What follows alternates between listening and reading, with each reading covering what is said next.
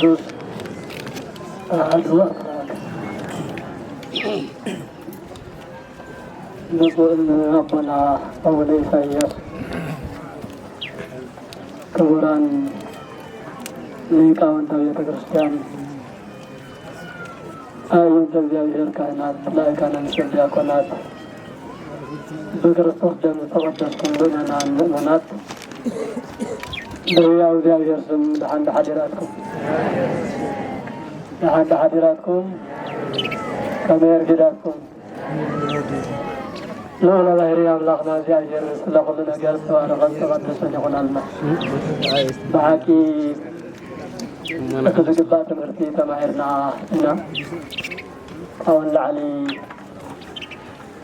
ዘድልም ኣይኮነን፣ ግን ብፁዕ ኣቦና የለም ተህዝብኹም ደኣ ደሓን ሓዲርካ በልኩም በለዎ ተኣዘዙ ደኣ ኢሎም ኣኽቢሮም እዮም እቲ መድረኽ ሂቦም እሞ ክብሪ ሃበለይ ብፁዕ ኣቦና። ኣልቦ እምቅድሜሁ ወኣልቦ እምድሕሬሁ ማሕሌታይ ሰብእ ዘከማሁ። ደቂ ቅዱስ ያሬድ ተኣኪቦም ንወላዲኦም ኣይቀለመቦም ቅዱስ ያሬድ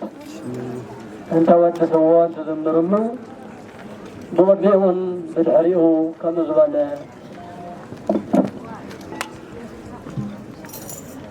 ብቅድሚኡን ከምኡ ዝበለ ይነበረን፣ ብድሕሪኡን ክንድኡ ዝኣክል ንኡ ዝምጥን ኣይተረኸበን። ንሱ ማሕሌታይ ቅዱስ ያሬድ እዩ። ነገረ ትንሣኤ ሰቢኹ ናይ ክርስቶስ ፀዋቶ መከራ ተናጊሩ ብፍላይ ድማ ብቲ ብሕታዊ ዝኾነ ዘይምኡ ዝተመጠነ ዝተቆፀረ ዝተሰፈረ ከምዚ ዓይነት ማህሌት፣ ከምዚ ዓይነት አገልግሎት፣ ከምዚ ዓይነት መንፈሳዊ ተመስጦ ግን የለን። ኣይኮነን ሰባት እንስሳት ኣዕዋፈ ሰማይ እንተይቀረየ ዝሕረሱ ኣዑር እንተይቀረየ ማሕረሶም ገዲፎም ጠጠው ኢሎም ዘዳምፅዎ ዝነበሩ እያኣቱ እንስሳ ወፅእ እምነሰላስ ዜማሁ ያሬድ ካህን ለክርስቶስ ሰበከ ትንሣኤሁ እያኣቱ እንስሳ ወፅእ እምነሰላስ ዜማሁ። ካብተን ሰለስተ እዝኒ ግእዝ ኣራራይ ዝበሃላ ዓይነታት ዜምኡ እንስሳት ተይቀረየ እኳ ኣዕዋፍ ተይቀረየ እኳ በተኣወናቱ ቀኒት እዮም ዝቃነዩ ዝዝምሩ ተባሂሉ ዝተነገረሉ ሊቅ ኣቦና እቶም ደቁ ብድሕሪኡ ተላዒሎም እንትዝምርሉ ተወድስዎ ብቅድሚኡ ይኹን ብድሕሪኡ ያሬድ ዝመስለ ይተረኸበን ኢሎሞ ኣልቦ እምቅድሜሁ ወኣልቦ እምድሕሬሁ ማሕሌታይ ሰብ ዘከማሁ። ማሕሌታይ ዝኾነ ሰብ ከምኡ ኣይተሰምዐን ኣይተረኣየን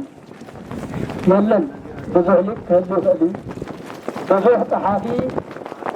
ዓለምና ብዙሕ ፀሓፍያን ኣስተናጊዳ እያ። ከምዚ ዓይነት ብህሊና ዝዝምር ብኣእምሮ ዝመስጥ ናይ ምድርን ናይ ሰማይን ትምህርቲ ኣጠቃሊሉ ዝሓዘ ሰብ እንተሃልዩ ቅዱስ ያሬድ ጥራሕ እዩ። ደቁ በብመጠኖም ንኡ መሲሎም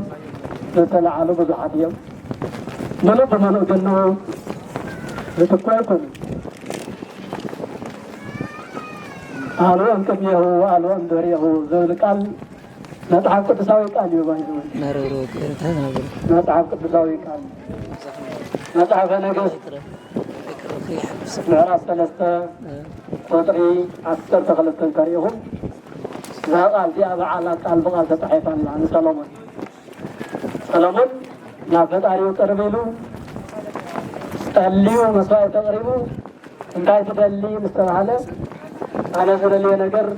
ልቡና እየ ዝደሊ፣ ምፅውዓል እየ ዝደሊ፣ ኣብ ዓብዪ ወንበር ተቐሚጠ ኣለኹ ዓብዪ ህዝቢ ክመርሕ እግዚኣብሔር ፈቒድካ ኣለየ ኣለኻ። ዝኾነ ግን ዝመርሐሉ ጥበብ ዘስተውዕለሉ ልቡና የድልየና ኣሎ እሞ ወርቂ ጨርቂ የልምንን ስልጣን ካልእ ኣይምነን። እዛ ዝሓስክዋ ነገር እግዚአብሔር ሕጉሰ እግዚአብሔር ስሚረ እግዚአብሔር ፈቃድ ዕድሜይ ሙሉእ ንኣኻ ንኸገልግል ህዝበይ ንኽመርሕ ልቡና ሃበኒ መስተውዓሊ ልቡና ሃበኒ ኢሉ ዶ ለሚኑ ነይሩ እግዚአብሔር አምላክ ደግሞ እዛ ልመንኡ እዛ መስዋዕቱ እዩ ብድሕሪኻ ይኹን ብቅድሚኻ ከማኻ ዓይነት ሰብ ኣይክህሉን ኢሉ ንስኻ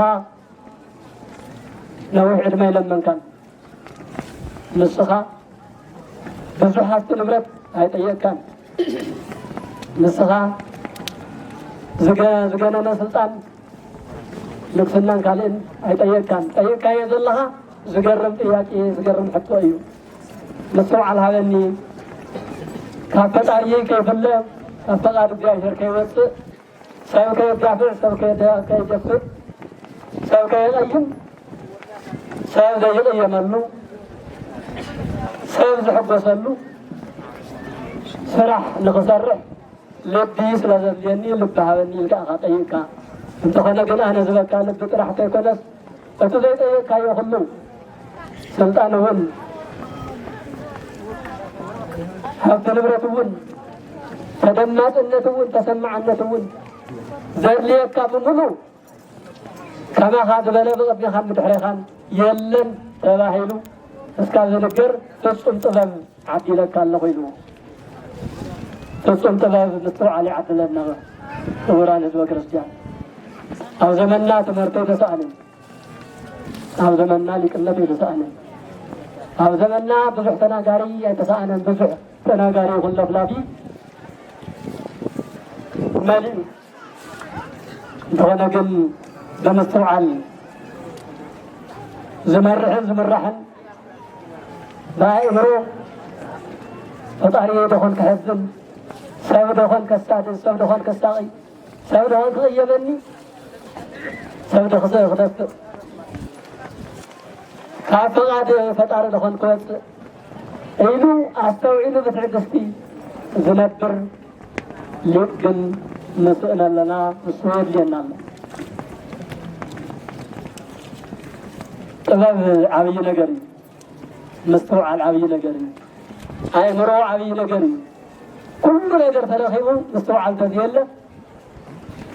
ህልፈቱ ቅድመ ኣስተርእየቱ ከም ዝበሎ ሊቁ ቅዱስ ዮሃንስ ኣፈወርቅ ኩሉ ነገር እንተይረኣኻዮ መሊሱ እዩ ዝጠፍእ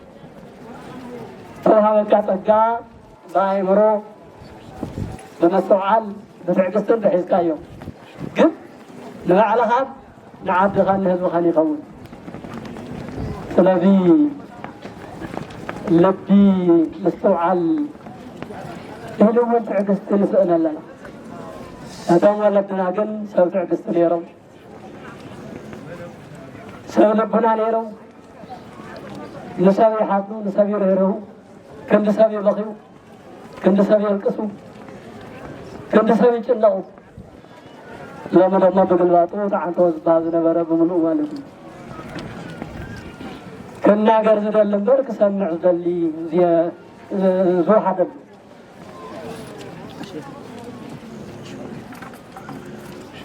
ስለዚ ቅዱስ ያሬድ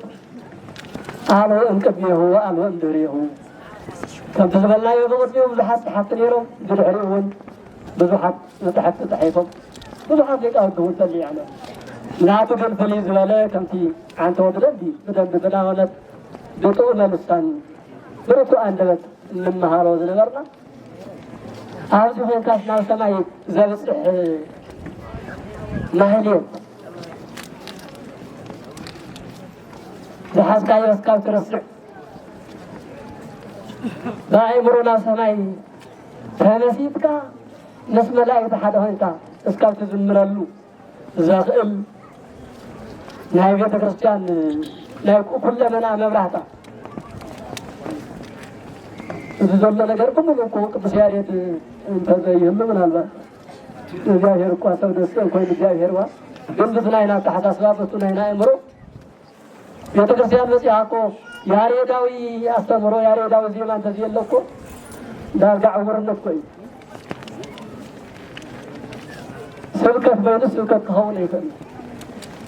እቲ ክብረ በዓል ዘብሎ እቲ ማህሌት ቅዱስ ያሬድ እዩ أنت زمر فدايا إلى لا ترى زي ما يلوث أنت جمر وخايف تسوون ولا ما يريد تزيد ما ترى زي ما وأنا يا ريت كهن تقول عنه كل خاطر ذبحهم ذكرتم ناس زلزلة غيرن እንጃው ነዛحتهم ተከሲሁ ሞት ዝምር ነው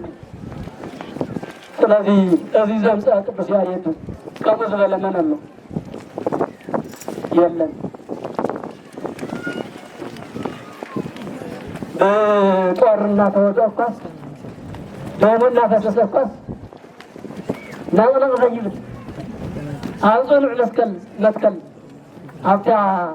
አዛ አባይ አዛ ሆዲያ የቤተ ክርስቲያን ይዛንጻ ከዝበሎ ክርስቶስ አምላክና አብ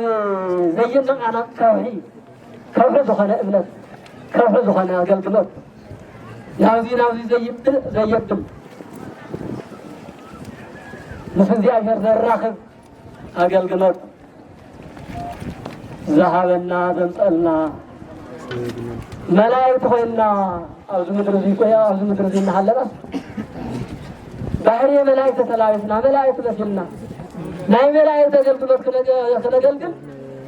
እዚ ተሳተፎዚ እዚ ጸጋዚ ካብ ቅዱሳን መላእክት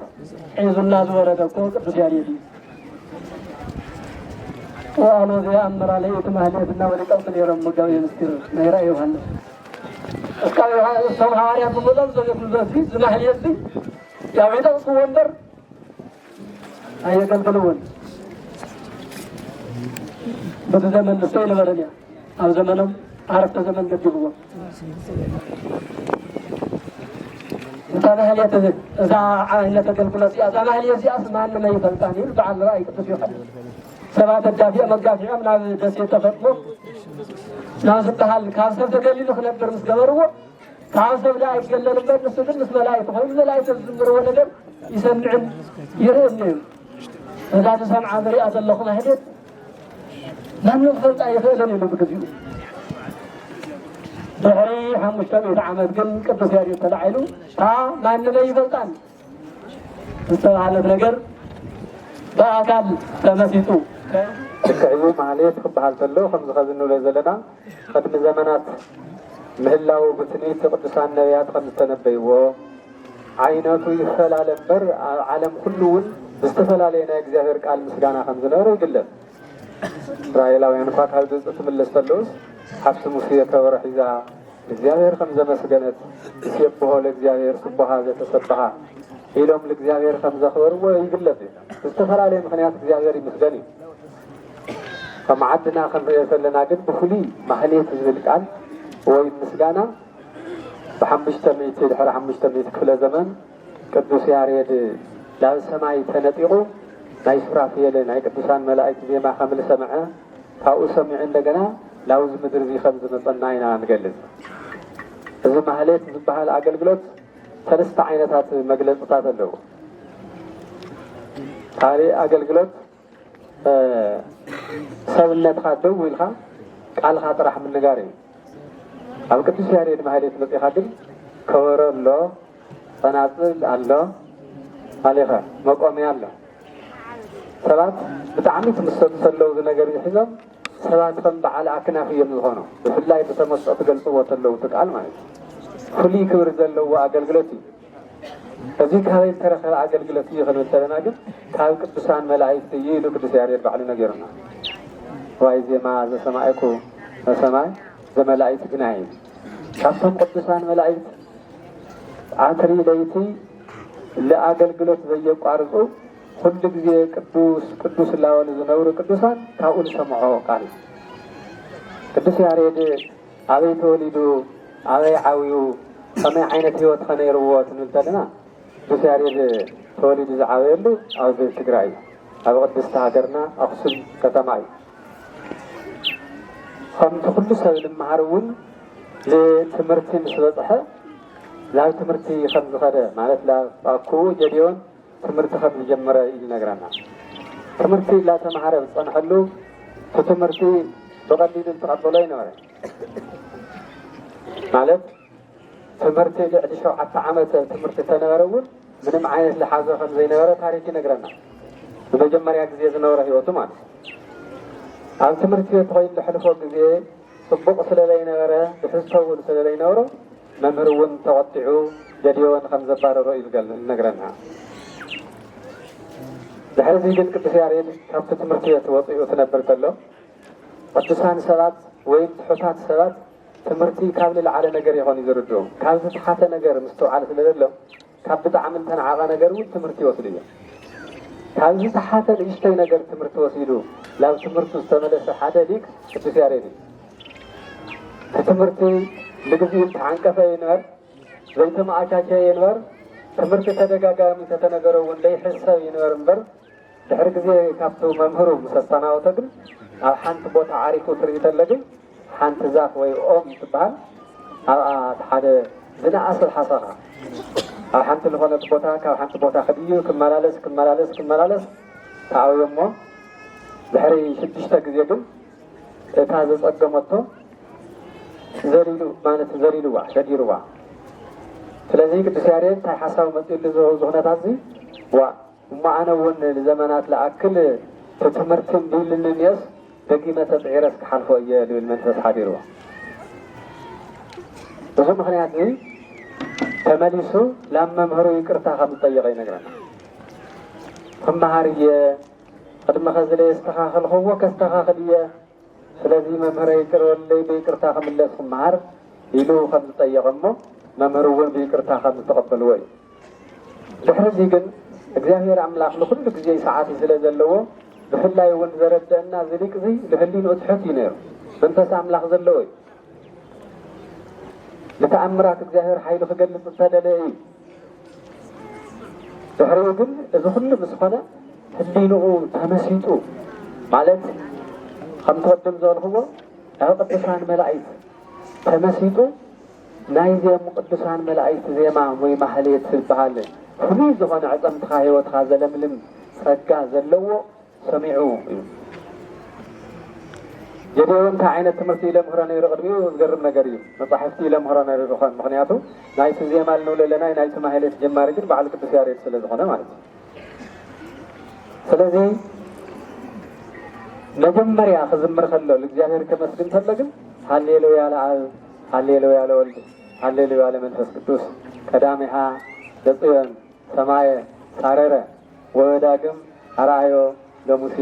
ከመይገብር ግብራ ለደብተራ ይል ባዓም ዝገርም ቃል እዚህ ከዝምር ከለው ቅዱስ ያሬድ እዚ ቃል ይክናገር ከለው ጣዕም ዘየሙ لسبب راح زي هون في الانسان ولو زبل خمسة نورة يقلب فلا لي تاريخات له ناي زيما طعمي تناجر له وش تخاب طعمي زلزقها بطعمي هدينا هاخد زقة بعطركها لين تايسي منفس كبست للحرارة منفس كبست للزرادة فلا زي خميل اللي زيما جميره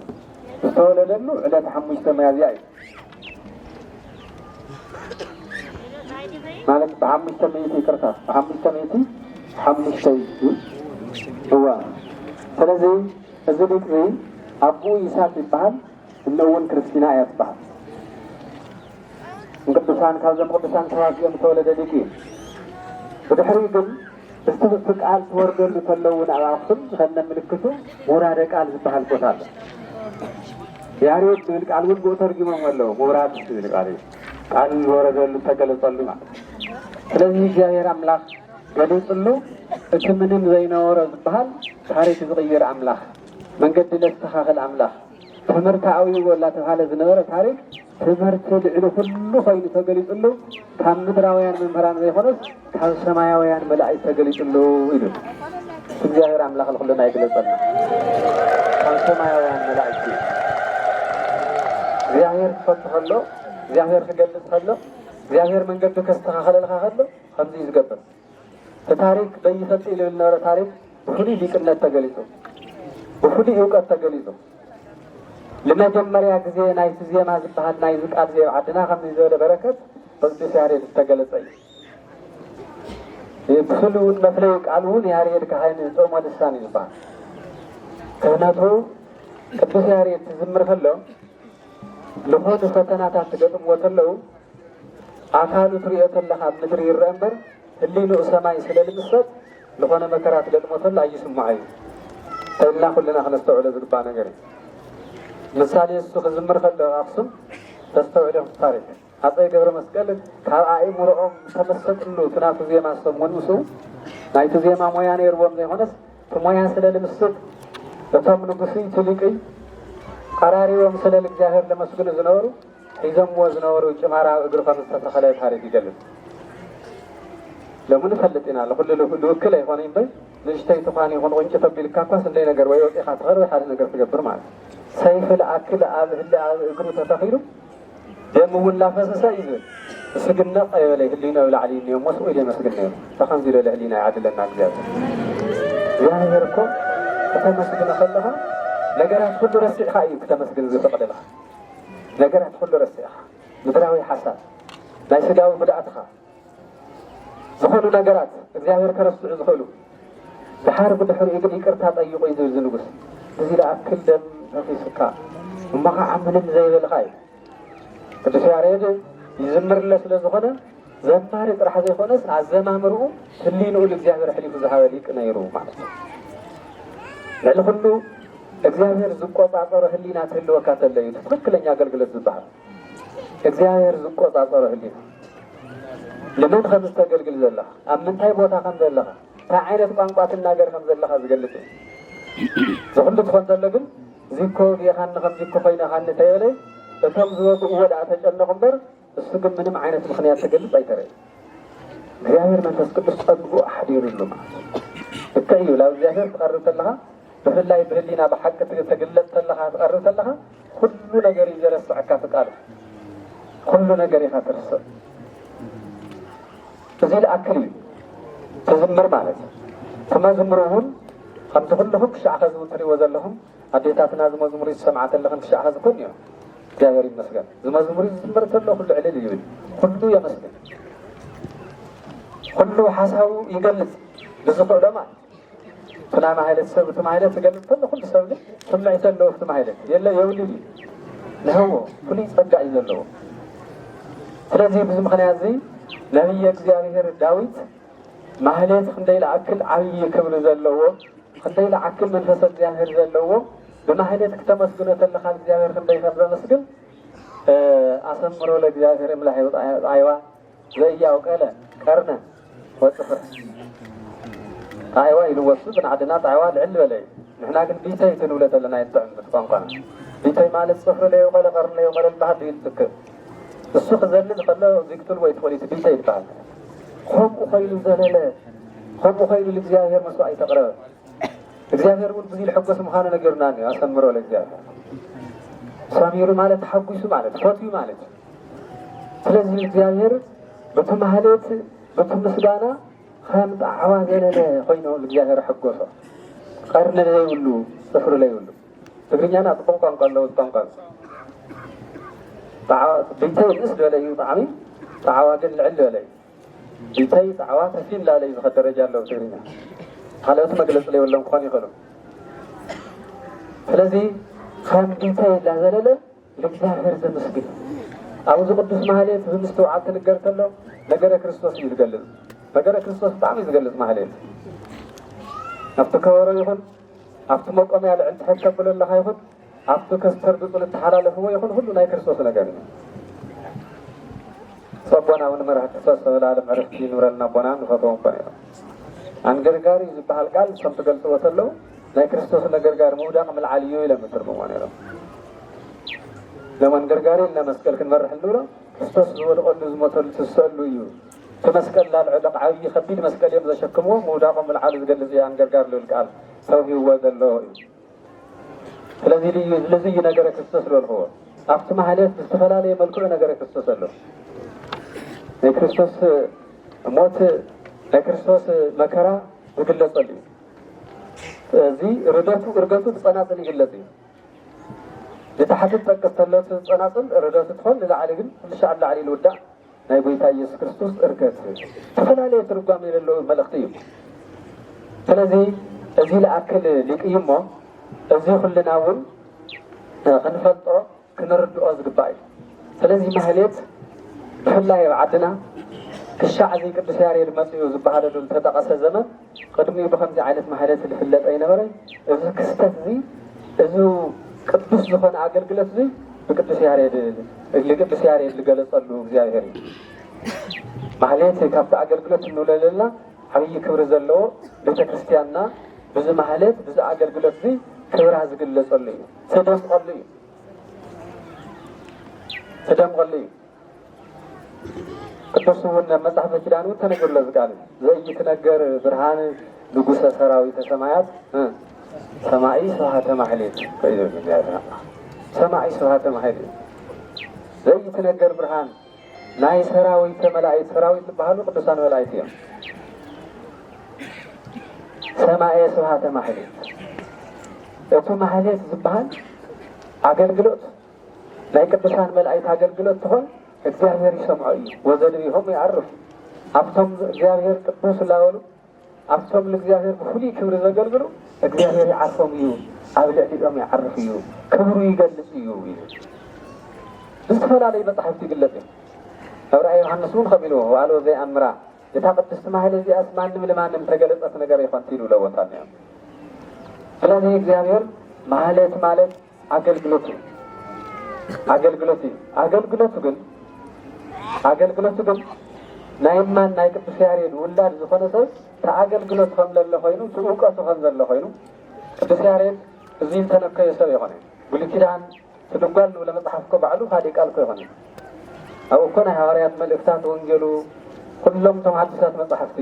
ካብ ናብ ብሉይ ኪዳን መጽሓፍቲ ተዓፃዓት ይርኮ እዩ ስያም እዩ ድጓ ተባሂሉ እምበር ወንጌላት እኮ እውን ይኹን ዝኾነ እዩ እዚ ይገልጽ ስለዚ ብሉይ ኪዳን ሓድስ ኪዳን ኳልኣስ እቲ ብሉይ ኪዳን ሓድስ ኪዳን ንብሎ ቅዱስ ናይ እግዚአብሔር ቃል እሱ ግን ብምንታይ ገሊፅዎ በቲ ምስጢሩ ጥራሕ ዘይኮነስ ካብቶም ካልኦት ሊቃውንቲ ፍሉይ ዘብሎ ብጣዕመ ዜማ ገሊፅዎ ማለት እዩ በቲ ሰማያዊ ዜማ ገሊፅዎ ማለት ስለዚ ዓብዪ ኣገልግሎት እዩ እሞ ነቲ ማህሌት ይኹን ንተገልጋይ ይኹን ዓብዪ ዘብሎ ግን እንታይ እዩ ትንተና ግን ብተመስጠይ ብፈሪሃ እግዚአብሔር ብትሕትና ይትግለጽ ዘሎ ምዃኑ ግን ሓቂ ካብዚ ወፃ ገሊፅካዮ ዝኾነ ኣገልግሎት ዓብዪ ክበሃል የለ ኣገልጋሊ እውን ዓብዪ ክትብለ ይትኽእል ቅዱስ ያሬድ እውን መምህርነቱ ብዙ እዩ ትሕቲ ሰብ እዩ ቅዱስ ሰብ እዩ ንተልእኩ ቅልጥቐጠፈ እዩ ሃዋርያ እውን ክትብለ ትኽእል ኢኻ ኣብ ሓደ ቦታ እውን ተተኺሉ ይቐረበ መወዳእቱ ተንቀሳቒሱ እዩ በተለይ ብዓድና ኣብ ኩሉ ዓዲ ተንቀሳቒሱ ዘሚሩ እዩ ኣመስጊኑ እዩ ማለት ስለዚ ለዚ ለኣክል ሊቅ ኢና ክነስታውሰው ዚ ግዜ እዚ እሞ ቅዱሳን ምእመናን ዝኾኑ ሊቃውንቲ እግዚአብሔር ኣምላኽ እዚ ለኣክል በረከት ልሰብ ፍሲስ እዩ ማህሌት ብሰማያውያን ጥራሕ ተወሲኑ ዝፍለጥ ዝነበረ ንሃና ናብ ደቂ ሰባት ወሪዱ ንሕና ክንመሃርን ክነምህርን ቃሉ ክንገልፆ ብዝተፈላለየ ፀጋ ክግለፅ ዝገበረ እግዚአብሔር ኣምላኽና ዝተመስገነ ይኹን እዚ ቃል እዚ ፍሉይ በረከት ዘውህብ ፍሉይ ፀጋ ዘውህብ ስለዝኾነ ማለት እዩ ስለዚ ለማህሌት ኣገልግሎቱ ብዝተፈላለየ መልክዕ ዝግለጽ ብጾም ዝግለጽ ናይ ባዕሉ ኣገላልጻ ኣለዎ ካብቶም ኣገልግሎት ዓንቲ ወልጠቕስዎም ሰለስተ ሓደ ቀኒስካ ገበሮ ብከምዚ ትኾን እውን ብከምኡ ብዝተፈላለየ በብወቕቲ በብሰዓቱ እዩ ናይ ቅዱስ ያሬድ ኣገልግሎት ፍሉይ ዝገብሮ ካብቶም ኩሎም ኣገልግሎት እውን ኩሉ ሻዕ ተገልግል ተሎ ወቕታዊ እዩ እቲ ሓንቲ ሰሙን ልሊ ሰሙና ኩሉ ወቕታዊ ናይ ባዕሉ ተልእኮ እኒኦ ሓድሽ ክሰጥ ሓንቲ ሰሙን ተባሃለት ሰብታ ካሊእ ሰሙን ኢላ ካሊእ ትመፅእ ተን 50 ክልተይ እየን ሓቀይን ሰናብት እዚአን ኩለን ነናባዕለን ድርሰት እኒኦን ነናባዕለን እውን ተልእኮ እኒኦን ብፆም ተኮይኑ ብፍስክ ተኮይኑ ኣባህልሉ እውን ነናባዕሉ መግለፂ ኣለዎ ስለዚ ቅዱስ ያሬድ ክንብል ከለና ሊቅ እዩ ሊቅነቱ ግን ኣብ ኩለ መዳይ እዩ ሊቅነቱ ካብቶም ቅዱሳት መፅሓፍቲ ይኹን ኣብቲ በመፅሓፍ ትርጓሜ ዘይግለጽ ከዓ ብፍሉይ ብዜማ ዝግለጽ ከዓ ናብ ሕቱ ተባሂሉ ይግለጽ እዚ ናይ ብሕቱ ሊቅነት እዩ ተኻልእቲ ሊቅነት ኣብ መፅሓፍቲ ትርጓሜ ፍሉይ ዝተፈላለዩ ፀጋ ዘለዎም ምሁራን ሊቃውንትን ኣለዉ እቲ ዜማ ግን ንኩሎም ሊቃውንቲ ንኩሎም ቅዱሳን ንኩሎም መላእክቲ እሱ ባዕሉ ዜማ ቀሚሩ እቲ ዜማ እውን ናይ ባዕሉ ስያሜ እኒአዎ ወቕቱ ልዋሃል ይበሃሎ ማለት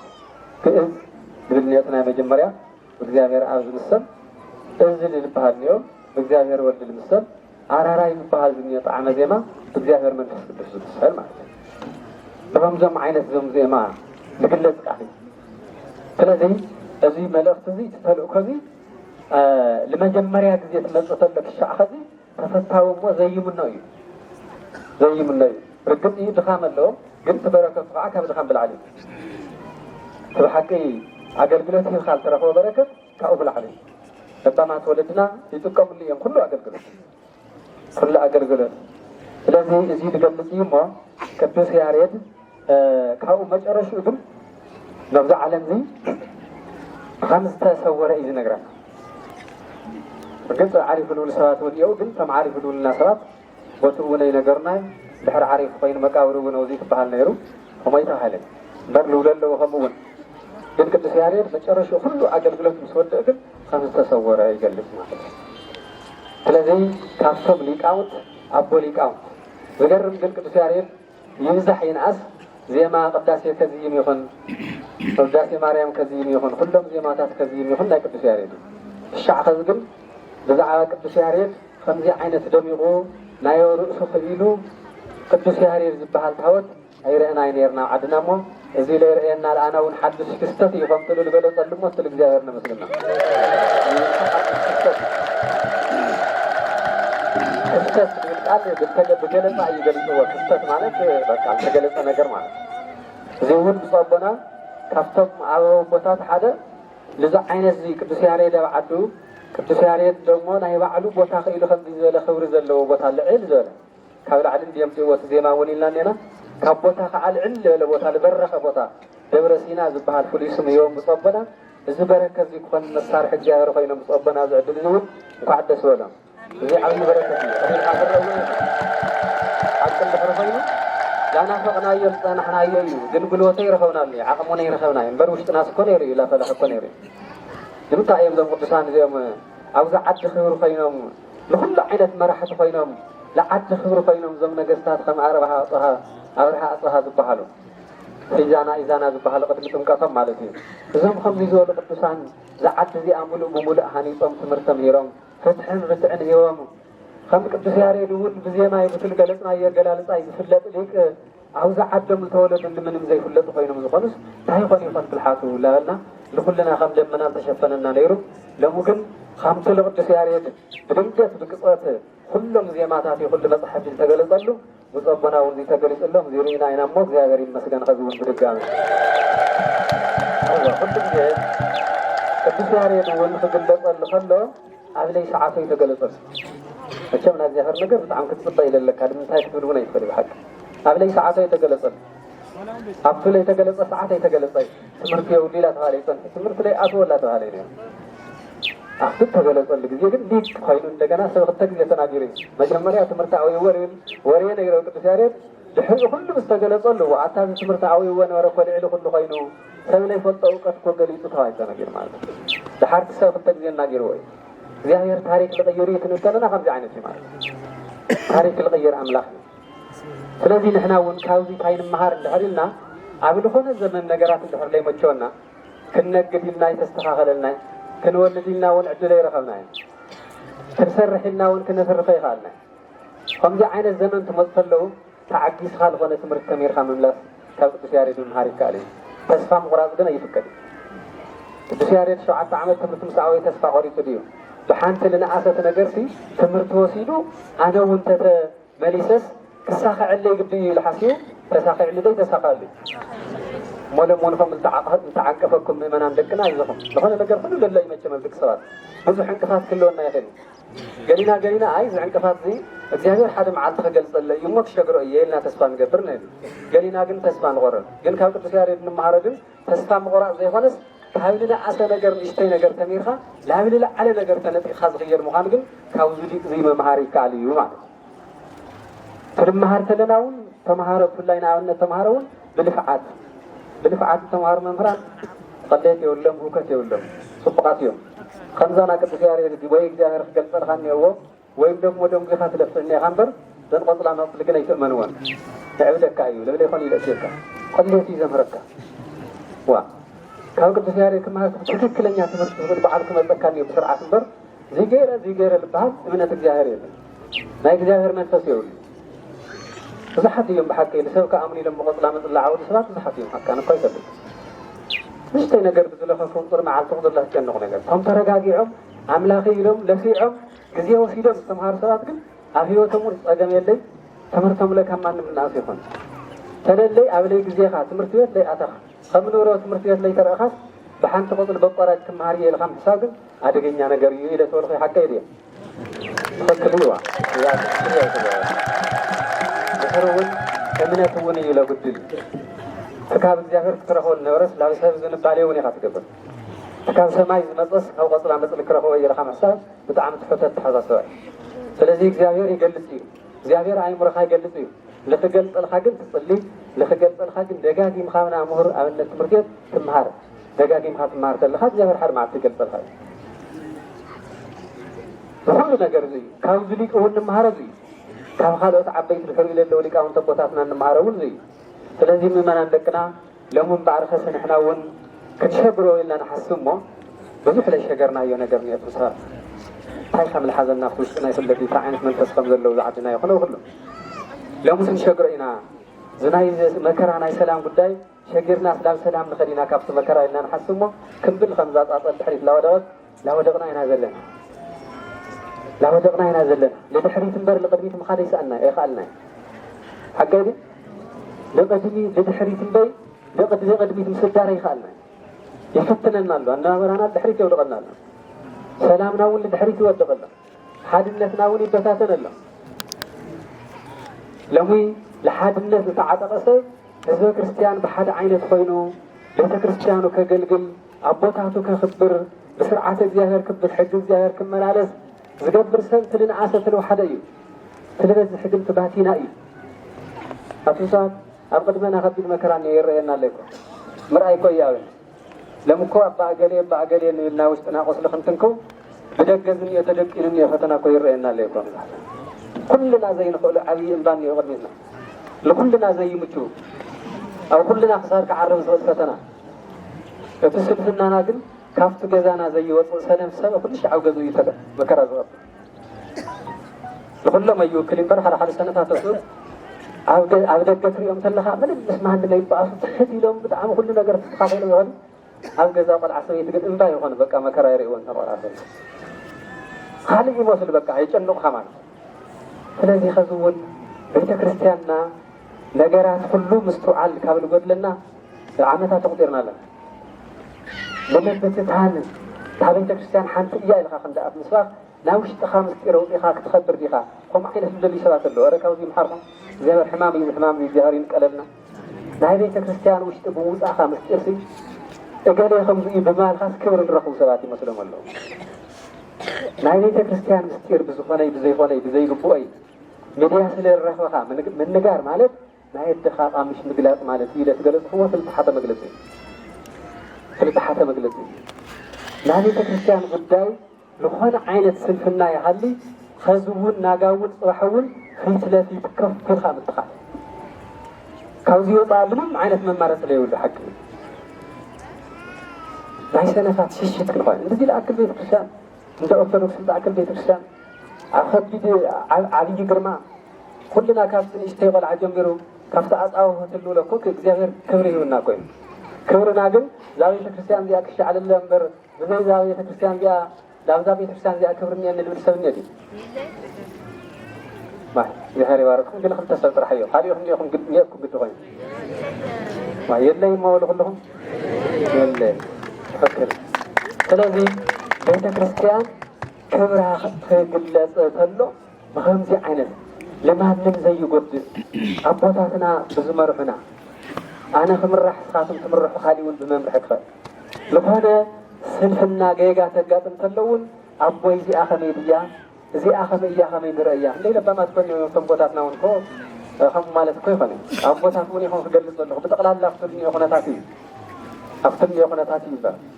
ስለዚ ሎሚ ጥበብ የድልና እዩ ናይ ኣነባበራ ጥበብ ግን ሽዕኸ ዘይተገለፀልና ብሓቂ ጥበብ ይጎድለና እዩ ዘሎ ቤተ ክርስቲያን ዝሓለውዋ ዝመፁ ቦታትና ገሊኦም ሰይፍላ ተቐበሉ ሰይፊ ከይተቐበሉ ገሊኦም እውን ብጥቤት ወርቅላት ተርእሱ ዝፀሞም ዝሓድሩ ልትውልድ ከረክቡ ወርቅተ ተርእሶም ሳቶም ግን ፀሞም ዝሓደሩ ለውፅሕዋ ቤተ ክርስቲያን ምኳንና ንፈልጥ ኢና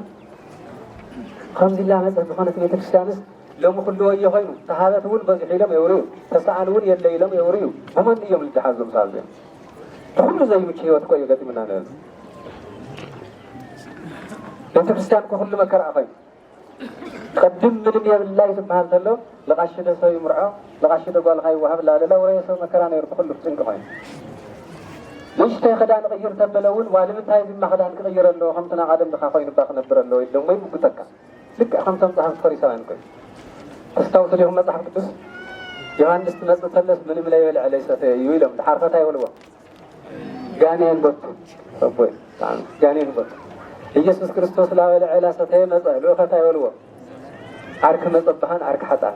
خضر يهم حق تلبس الحديق مرق إليه لحط يا بس بمرأة قوية لتحدث من تقبل وين خزون هم عين الزخنة ما أنت زخنة كان خمنا مري أحد عين الدوك اللي زي خل بتجرا ببوقة الجلاوة قنقع بمتكام إذا حنتي قدستي لغنة بالتكريسان أفتنا خنا ودقة بمنهم تعمرين كده حبك حذرنا يزلوا قالنا أول اللي دكتنا لنورنا خمسة عين قنقع اللي علتنا بدك دك دك دك دك اللي زرعتون لنا وعنتنا لله على النال بس النجار معنا فلذي بالتكريساننا جدلي عين فتنا يهلو تريد لهم يا عالم لله كل شيء زاوية كريستيان زي ما هندي قبل هندي تارك لله هندي قدس الناس لله خالي يكو هندي جواني شافيني يدبر له وشتو منهم زي ولا تنسى نخالي جوان كوالي سمع الله هندي قدام ما نيري كوجع تلفون هندي لوجع نيري قم دا سنة فاتي كل شيء سنة الناس قل لهم ما سلذي كابك بسياري لزلم مهارو بتقصتي بسعري يقرب حالي مخان ونرينايا ممهرو قريب سريد ونير ممهر يكرتا يقور اللي كمهار كأل ممهر وني كرتا يقور اللي جديون بالحرية مرتبط جلس كافتو ممهرو حاليكوس سماي تنطيق زيما كمس فكاك زيادر عديد وين لفا ممهرو ون تقيم من دحر عوين ما يتنطلنا لو الممهر سمالين دي سمهارن يوكو لمو سارة تقطع دخل لهم ممهران لمو مقطعكو قريب من يوم ممهران مخانا ما يتفطم يخذ تم مهارة يوم تم ممهران يتفطم تجاهز يخاني دي سوري كله فيكم أيجا هو مية بقى أي كار فتنا أيه خذ تم تمار عايز فتنا أيه صراحة نقول خميلة مية ما مركوني طبعا مخدلي كاب بخذ إنسان تحصل الله تحصل وقت لا خالوي أو كل شيء عدل النايلة أمود أتاكل الزبع على خمزيل وكخبر خزون بالجامعة فونت خمزيل نادم يقنع بس أنا بوتها تناول خمسة فريق وبخلي خوري يقام تري تكريستيان ناول بخلي خوري أتيتنا حواتنا وان بخلي خوري نايتو بوتها كمان طاول بجهر بونت لجرم نجاريو التي بعال متشوف زخانة ملك عقيل بجلس بعالي تبشاري أحد عمود لي مسجد تعمل لي أودي لهم منا زهير أملاك لكلهم مناني كهناتي هذا الشعب كمسجد يدليه يبدأوا لقاه بعوي ونايت كتمام مغله الزناي تبعوي لي يقمتون ناي وصابنا يا بصانا بوتاتنا يتلو حزبي احصر غزي خمسه يزبل بيت كريستيان ثلاثه بيت مقدس دلوو تجميريا توديا ان سمعنا هنا هم يسمعوا عنه الشعب تجمير الشعب تجمير توديا افكر حوي الذي لا اتم لدغري سلم هم تقدس يا ريت تغلطل هو ስለዚህ خمسه خاين اليوم ለዚህ ከተሰራህ ለና ግን ናይ ቤተ ክርስቲያን ህይወት ናይ ቤተ ክርስቲያን ተልእኮ ሰላም በቃ ሰላም لعل كلها فينا ቤተ ክርስቲያንና ንጉስ ሰላም ተመልኽ ቤተ ክርስቲያን ሰላም ተሰጥቶ በሰላም ወንት ነበር ለባዕላ ሰላም ሆይና ለኻልኦት ሰላም ትረድ ትሕግዝ ትጽልይ ለእግዚአብሔር አምልኾ አላህበት ህዝብ ሓደ ትገብር ተበራተ ፈጥይኹምኮ እዚ ቅድሚ ዘመናት ለሓለፈ ዘመናት ከብሙሉ ويخذ يسرق الآثير هنا نجار آثيرنا ما أخذنا بر كل نجار كم يتكشان كأنه سنة حفظ هنا وتابع يتكشان يا حجاج اللي أنا مسوي ليس حفظها وهذا الكمبيوتر هو اللي هم بالي إني هو يفعل أنا كمبيوتر في غير بحق ترى قل بالي على هو يفعل لخان هل بيقول عندي نجار ثاني حاجة يبغى قد ما خلتش عند حفظ برانا كنا بوزنا من قبل مرة إذا بتلاقي يجوا هنا خاطر فريق لها حي هاي فريق لما الكمبيوتر بتاعها خلني أطفيه تم بالع وحرق زع فيروس أطفي ويبع فلذي الذي أمكن خلوا نجار تابع كريستيان هو توقع أي معقب حكي ساينس مالت يتمرتي لقر قل لصبق التطعم اللي قال يقول لا خالي لا تطعم اللي درس تمرتو صبق تمرتي قلنا كريستيان حفظ قل يجرمكم እንደይ ዘመናት ለሓለፎስ ክሻዓለም ኮኸብ መሲሉ ትሪኦ ወሕሪ ኻተሪ በቃ ቆም ነገር ትሪ እዚ ለአክል ሓትሳቶም ኣገልገልትሳቶም ኩሉ ነገር ኮይኖም ዝሓለፍዎ ዘመን ነይሩ ድሕሪ ዘመን እውን ሙስኻፍ እውን ፅቡቕ ነይሩ ግን መብዛሕትና ግን ትምህርቲ ንቁም ነገር ክንጥቀመሉ ላተገበአ ዝለይ ቁም ነገር እዩ እሞ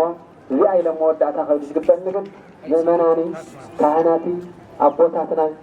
ብፍላይ ደሞ ንሕና እውን ለቦታትና ተሕቲልና ክነኽብር ዝግበአና ተሎ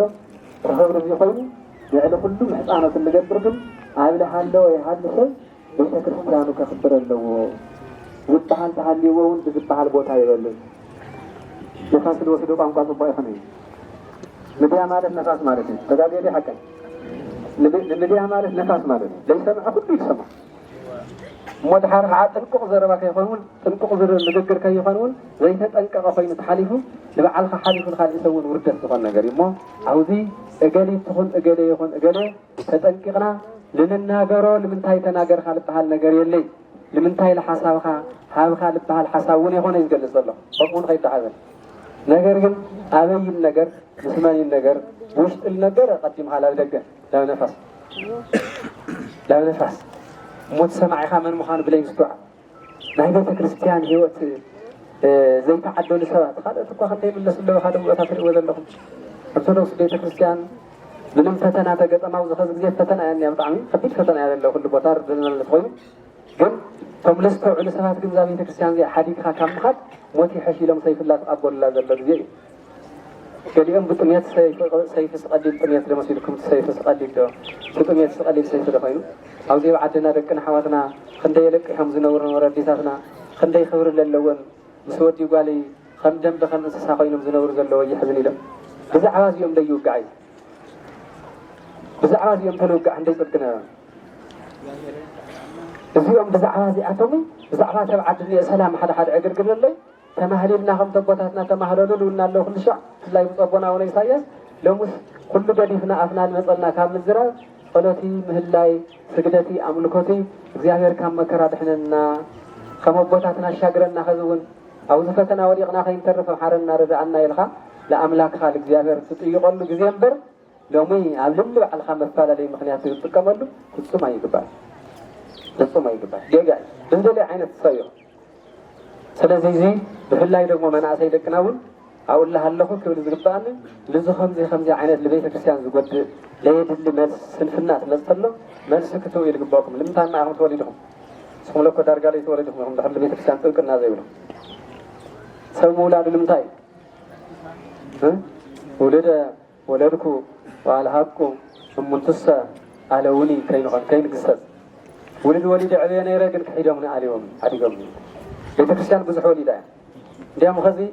ብዘይወለደቶ ይኹን ትጥቃዕ ዘላ መብዛሕትኡ ብወሊደ እየ ንወለድተ ሰብ እያ ትጥቃዕ ዘላ ወሊዱ ፃባ ኣሰቲሉ ዓበየ ወሊዳ ዓበያ እንዲያም ገሊኦም ዝዓበየቶም እዮም ብልፅሓ ይብፅሐቶም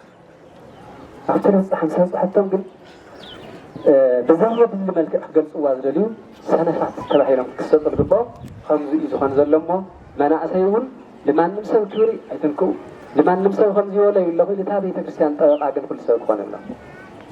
ብፅሑፍ መልሲ ለድልየት ኮይኑ ብፅሑፍ ብቃል መልሲ ለድልየት ኮይኑ ብቃል ብከምዚ መልሲ ለድልዮ ብከምዚ ንሕና ቦታትና ይኹን ኣሕዋትና ንኩሉ ሓደ ጌርና ክንመርሕ ኢና ንብል ዘለና ማንም ሰብ ክጠፈልና እውን ኣይንደሊ ማንም ሰብ ክጎድለና እውን ኣይንደሊ ንኩሉ እውን ክብሪ ንህብ ሰባት ኢና ክብሪ ክንህብ እውን ይግበአና እዩ ንሰብ ክብሪ እንድሕር ላይ ሃብካ ንባዕልካ እውን ክብሪ ስለ ዘይብልካ ክብሪ እኮ ምንተ ገለ ኢልካ ይኮነ ምንተ ባዕልካ ለኮ ክብሪ የድልየካ እዩ ኩሉ ኢና ክነኽብር ዝግበአና ነገር ግን ኩሉ ክነኽብር ተለና ግን እቲ ልበሃል ሓቂ እንደገና ርእስና ድልና ሱቕ ክንብል ይግበአና እዩ እሞ ስለዚ ምእመናን ደቅና ሎሚ ዘሎ ፈተና ኩልኩም ትፈልጥዎ ኣይፈልጢ ጥሜት እውን ፈተና እዩ እቲ ናይ ክርስትና ብዓዲ ትሪእዎ ኣለኹም ብማእኸል ዓዲ ዝበፅሕ ዘሎ መከራ ህልቂት ሰይፉ እውን ካሊእ እዩ ዝተፈላለየ መከራ እዛ ቤተክርስትያን ዝበፅሕ ዘሎ እዚ ክበሃል ይከኣል እዚ ኢላሃለወ ግን እዚ ምርኣይ ኣዊና እዚ ከምዚ ይኾነሎ እዚ ከምዚ ይኾነሎ ላበልና ንደገ ከይንርኢ ኣብ ባዕልና ከምዚ ደተርመስ መስላልና ካልኦት ሰባት ከጥፉና እንገብሮ ኣለና ባዕልና ነዋድደሉ ኣለና ስንፍና ግን ኩልና ክንጥንቀቆ እዩ ዝግባአና ላበልኹም ወስብሓት ለእግዚአብሔር ወለወላዲቱ ድንግል ወደ መስቀሉ ክቡር ሰላም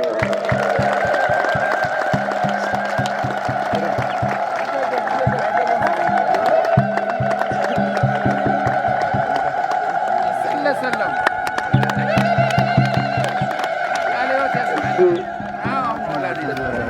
ክቡር ወላዲና መጋቢ ምስጢር ወልደ ያሬድ መብራቱ ለሀገር ያሬድ ካህን ቆመ ልሳን መሰረት ወተነ ያሬድ ካህን መሰረት ወተነ ያሬድ ካህን ያሬድ ያሬድ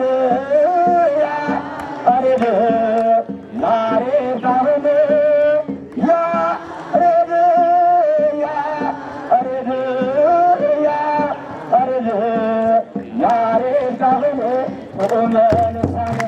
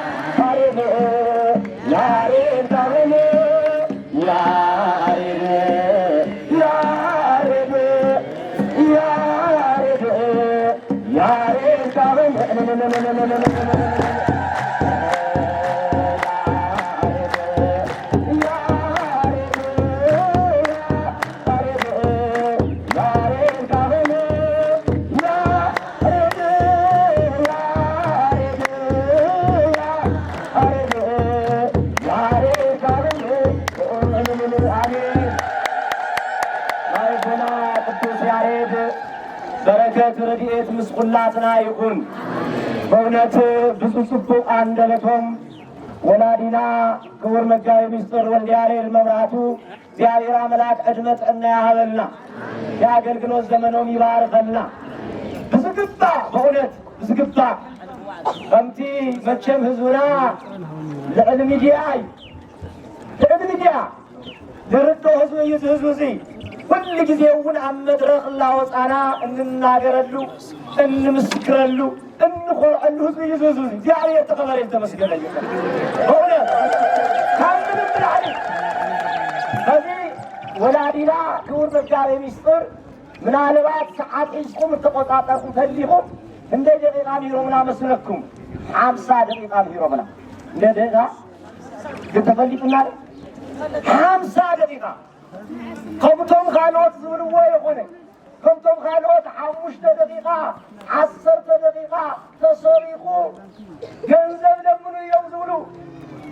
ሰባት ኣለው። ናይ ቤተ ክርስቲያንና ናይ መጀመርያ ተልእኮ ስብከተ ወንጌል እዩ። ስለዝተረድኦኩም እዩ ቃለ እግዚአብሔር ስለዝተረድኦኩም እዩ።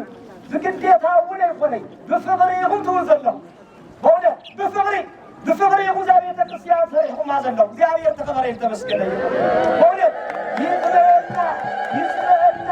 ይነገረን ቤተ ክርስቲያን ግን ክትደምቕ ኣለዋ ቤተ ክርስቲያን ክትሽለም ኣለዋ ክብርና እያ ኢልኩም እዛ ቤተ ክርስቲያን እዚኣ ኣብ ዝሓፀረ ሰዓት ፈፂሙ መናፍቃን ዝውደሱ ስለዚ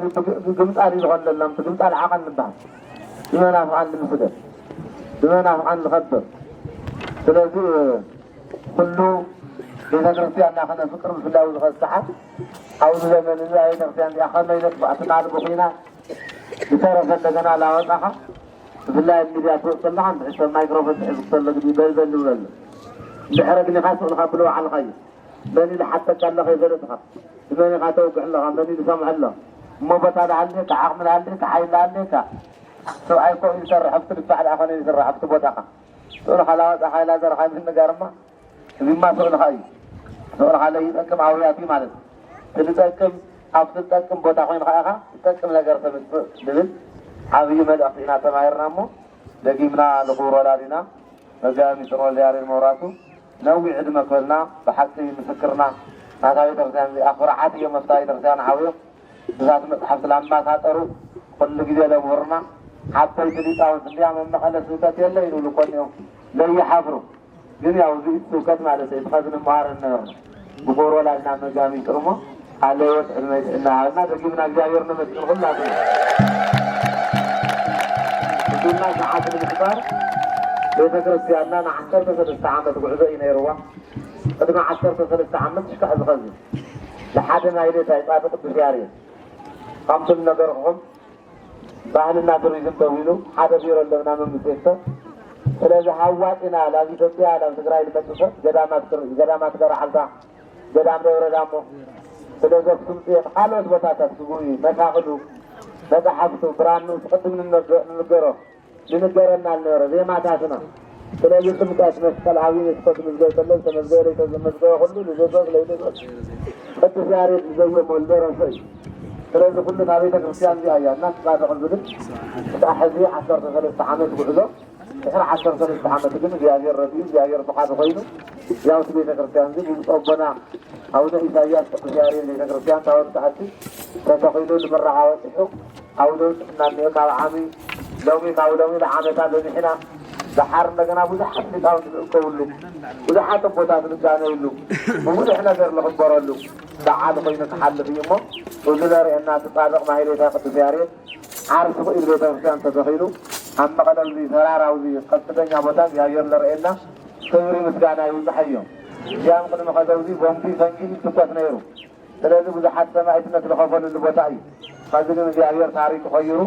لما رأينا الأجل ثم اللبوتاعي غيرنا مستعلينا زيارنا من تنسل ولا خلو تلازم حزو لذي مع 13 عامة قعداء بالنورنا قومتي خينا بوزحاتيهم جلب قومتي درجة بالحفايل عدنا فم قومتي خينا بلقاء تاخذ النورو وقومتي درجة أنا غير نمبر وضع الحدث وضع الحاسس وضع الوقعان وضع الحدث كلنا يروي وقومتي درجة شمن تقومتي نيرا من عمل ስለዚህ ታዋቶም ያው ሕዚ አውዝ በዓል ዝገበርናዮ ምክንያት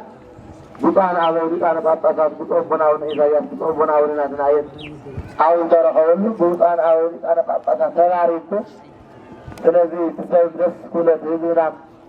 ናዞም ሕዋትና ሽልማትና ኩላትና ሽልማት ስለዝኾነ ካሊም ከምዚ ቤተ ክርስቲያን ምድር ለሃለካ ምስክር ሰታትን ኣብ ሰማይ ከታ ይፀንሐካ ደስታ ማለት ፍሬጣማ ከተስየ ሰይ ስለዝኾነ ናዝኻምካ ዋጋ የቐኒየልላ ቤተ ክርስቲያን ቅዱስ ዝኾነ ማይተመ ሓቲማ ትበካ ተላ ዓብዪ ነገር እዩ እሞ ስለዚ ከምቲ ብማይተመ ስላሴ ተሃቲምና ንነብር ዘለና እና ልዚ ኩልና ብብጦ ቦና ላተባረኽና ብብጦ ቦና ላተቐደስና ኢና ክንሽለም ማለት እዩ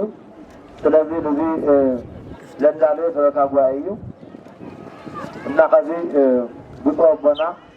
አቡነ ኢሳያስ ብጦ ቦና አቡነ ናትናኤል ላተቃዋወሉ ላባረኹ ላስታለሙ ኩና እዮም ስለብላዊና ንኣትለልና ክቡር መልኣከ ታወር እናሕፀረ ቢልና ኢና ክንኸድ ግዜ ከይንወስድ ምእንታን ስለዚ ኩሉ ሰብ ሰሪሑ ዝክተሓዘልና ናቲ ሓደ ሓውካ ሽልማት ደሞ ናይካ ሽልማት ምኳኑ ክፍለጠልና ከም ኣብነት እምበር ብዙሕ ሰብ ስሙ ላይ ተገለፀ ብዙሕ ዝሰርሐ እዚአዩ ትውሉ እዩ ንቐፃልን ስለዚ ካብቲ ናይ 8 ዓመት ጉዕዞ ዝተጓዓዙ ወላዲና ሓደ ኣቦና ሽካዕካ ዝምሳና ዘለዉ ኣቶ ተኽላይ ብርሃነ ናይ ቀኒልና ሰርቲፊኬት ክባሃው እዮሞ ላውዱላ መድረክ